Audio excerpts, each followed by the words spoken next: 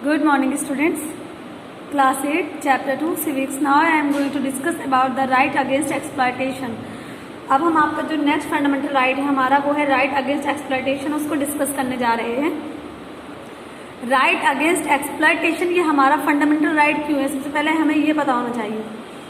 Right against exploitation हमारा बुनियादी अधिकार ये है, इसलिए है क्योंकि हम छोटे छोटे बच्चों को उन्हें मजबूर नहीं कर सकते कि वो काम करें।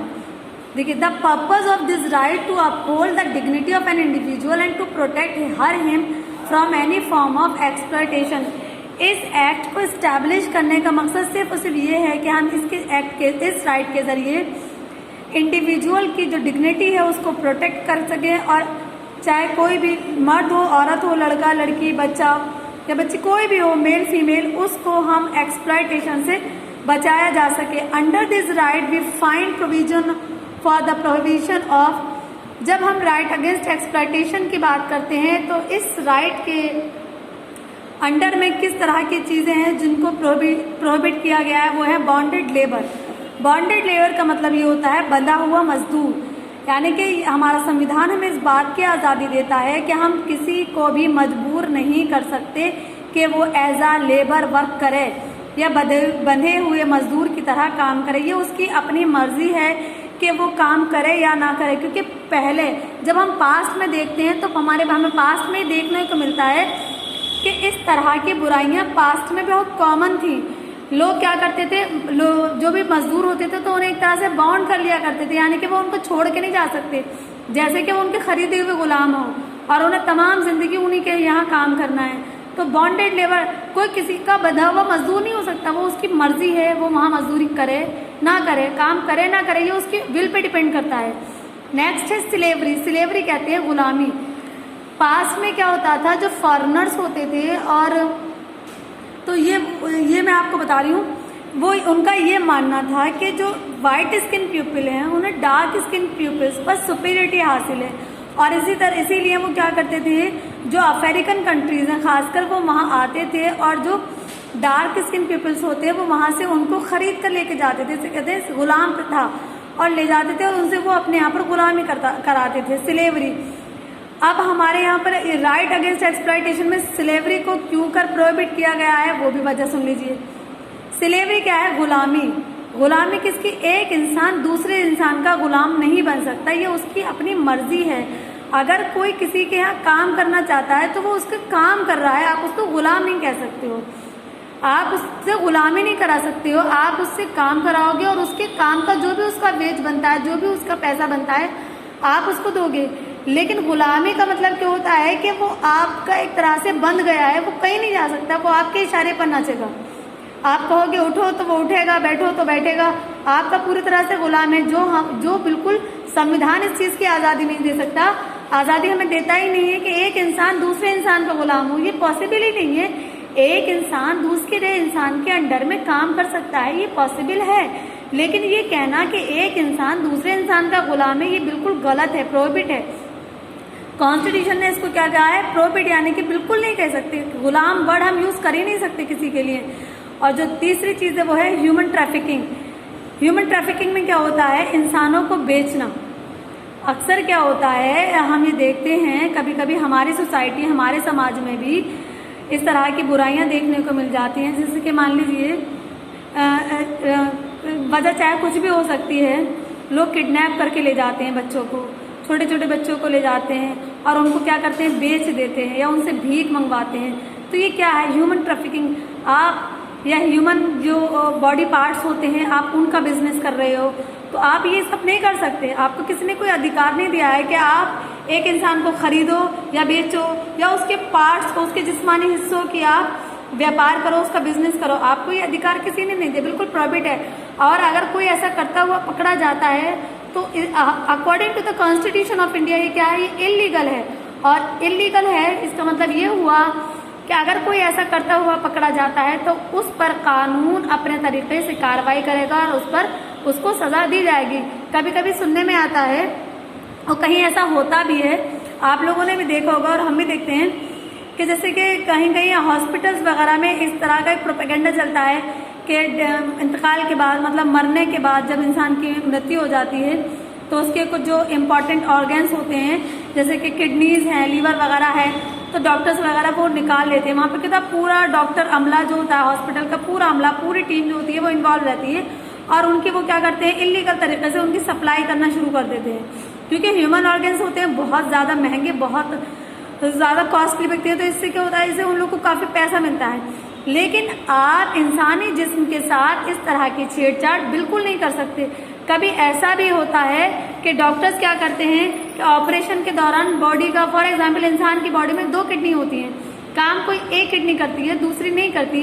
अगर एक किडनी फेलियर हो जाती है तब ऑटोमेटिकली, ये कुदरती निज़ाम है, दूसरी इफेक्टिव हो जाती है और वो काम करने लगती है। लेकिन डॉक्टर्स क्या करते हैं, कभी कभी वहाँ से एक निकाल लेते हैं। ऑपरेशन करवाया गॉल ब्लेडर का, और गॉल ब्लेडर का ऑपरेशन करने के साथ साथ उन्होंने एक किडनी भी निकाल ली और उसको बेच दिया। तो ये ह्यूमन ट्रैफिकिंग में आता है, जो बिल्कुल इलीगल है।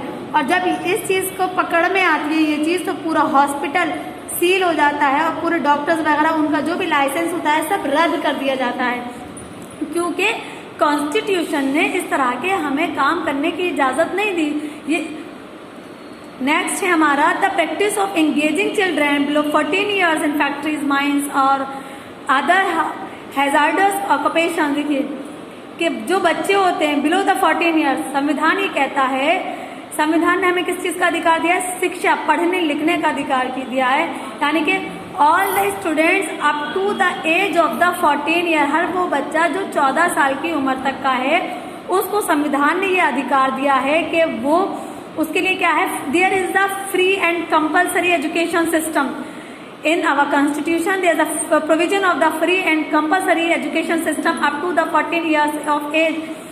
14 साल तक की उम्र के बच्चों के लिए संविधान में फ्री और कंपल्सरी एजुकेशन का प्रोविजन रखा गया है। लेकिन अगर इतनी उम्र का बच्चा किसी भी फैक्ट्री या माइंस में काम करता हुआ या ख़तरनाक कोई भी जगह है तो वो पाया जाता है, तो वो फैक्ट्री वर्कर जो इतनी एज के बच्चों को अपने यहाँ काम करवा रहे हैं, तो केस उन पर किया जाएगा, क्योंकि ये चीज़ क्या है, ये प्रोहिबिट है। To uphold this right and to protect the children from exploitation, a law was passed in October 2006, which prohibits the employment of children less than 14 years of age in roadside cafes, hotels and as domestic helpers. तो बच्चों के exploitation को रोकने के लिए अक्टूबर 2006 में एक कानून पास किया, और उस कानून का मुताबिक यही था कि 14 साल से कम उम्र के बच्चे किसी भी रोड साइड कैफ़े, होटल वगैरह में किसी तरह का कोई काम नहीं कर सकते, और अगर वो करते हैं तो इसका मतलब ये हुआ कि एक्सप्लॉयटेशन किया जा रहा है, और एक्सप्लॉयटेशन की संविधान में बिल्कुल इजाज़त नहीं है। नेक्स्ट हमारा फंडामेंटल राइट है बेटा, right to freedom of religion. India has adopted the idea of secularism in its constitution, hence it treats all religions as equal. देखो, भारत का जो संविधान में 42 अमेंडमेंट हुआ था 1976 में, उस अमेंडमेंट के बाद 2 टर्म सेक्युलरिज्म और सोशलिस्ट यह हमारे संविधान में ऐड की गई। सेक्युलरिज्म का मतलब ये होता है कि भारत में जितने भी रिलीजन है, जितने भी धर्म है, सबको इक्वली ट्रीट किया जाएगा। स्टेट का कोई रिलीजन नहीं होगा। इसीलिए संविधान क्या कहता है, संविधान कहता है there is no discrimination on the ground of the religion. Religion के नाम पर आप कोई भेदभाव नहीं कर सकते। स्टेट का काम क्या है, state protect all religions equally. State does not have any religion and state does not support any religion. State does not favor any religion. State का अपना कोई रिलीजन नहीं होगा। स्टेट किसी भी पर्टिकुलर रिलीजन को फेवर नहीं करेगा। स्टेट की नज़र में सारे ही धर्म के लोग क्या होंगे, सारे रिलीजन के होंगे, बराबर होंगे। People are free to practice their own religion in the way they deem fit. इसके अलावा संविधान ये आज़ादी देता है कि हर इंसान को अपने रिलीजन को अपने अकॉर्डिंग प्रैक्टिस करने की, अपने अकॉर्डिंग फॉलो करने की पूरी आज़ादी है। कोई उस पर किसी तरह का दबाव नहीं बना सकता, नहीं डाल सकता कि वो अपने रिलीजन को किस तरह से फॉलो करे। People can freely profess, practice and propagate their religion. इसके अलावा लोगों को ये आज़ादी है कि वो फ्रीली अपने रिलीजन को प्रोफेस कर सकते हैं, अपने रिलीजियस प्रैक्टिसेस को फॉलो कर सकते हैं, और अपने रिलीजन को अगर वो प्रोपगेट करना चाहें तो उन्हें इस बात की भी पूरी आज़ादी है। Every religion is free to establish and maintain institutions for religious or charitable purpose to manage its own religious affairs and to acquire movable and immovable properties के अलावा हर रिलीजन को आज़ादी है कि वो अपने रिलीजियस इंस्टीट्यूशंस को एस्टेब्लिश कर सकती है। किस लिए? To preserve their culture and to preserve their religion यानी कि अपने रिलीजन को प्रिजर्व करने के लिए हर रिलीजन को अपने रिलीजियस इंस्टीट्यूशंस को एस्टैब्लिश करने की पूरी आज़ादी हमारे संविधान ने दी है। No state founded institution is allowed to engage in imparting religious education. इसके अलावा कोई भी स्टेट क्या नहीं करेगा, वो किसी भी इंस्टीट्यूशन में रिलीजियस एक्टिविटीज़ में किसी भी तरह का वो उसमें इंटरफेरेंस नहीं करेगा, किसी भी रिलीजियस एजुकेशन को लेकर वो किसी भी तरह की कोई प्रॉब्लम क्रिएट नहीं करेगा, क्योंकि हर इंसान को ये आज़ादी है कि वो अपने धर्म को अपने अकॉर्डिंग फॉलो कर सकता है। आपका नेक्स्ट फंडामेंटल राइट है कल्चरल एंड एजुकेशनल राइट, वो हम नेक्स्ट वीडियो में डिस्कस करेंगे बेटा। Thank you very much.